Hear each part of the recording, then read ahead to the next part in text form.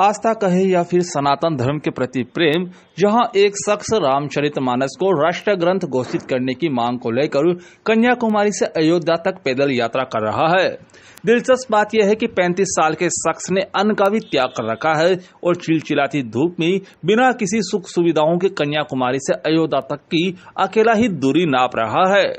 पिछले करीब 7 महीनों से पैदल चल रहे लेखराम सैनी बताते हैं कि वह हरियाणा के न्यांगल चौधरी गांव से है और 22 फरवरी को उन्होंने संकल्प लेकर कन्याकुमारी से अपनी यात्रा प्रारंभ की थी और उनकी ये यात्रा 16 राज्यों से होकर 9000 किलोमीटर की होगी।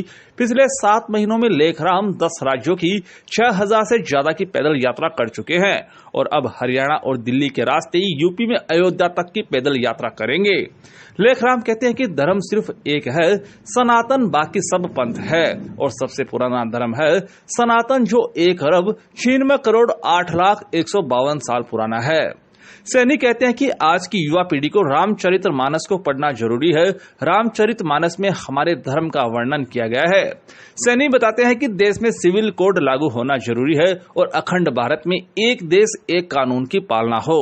सैनी की मांग है कि रामचरितमानस को राष्ट्रीय ग्रंथ घोषित कर इसे सिलेबस में लागू किया जाए और हमारे देश के बच्चों को भगवान के चरित्र के बारे में बताया जाए ताकि आने वाली युवा पीढ़ी भी उसी सनातन संस्कृति के मार्ग पर चले।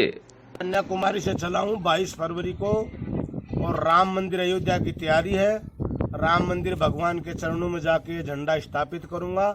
22 फरवरी को चला था संकल्प लेके अन्न त्याग के सनातन को जगाने के लिए।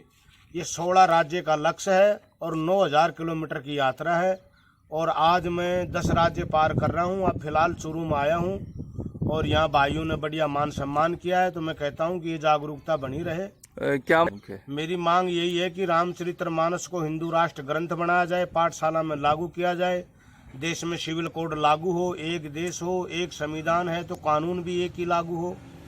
तो यही लक्ष्य लेके मैं निकला हूँ और यही बार बार जगाना चाहता हूँ।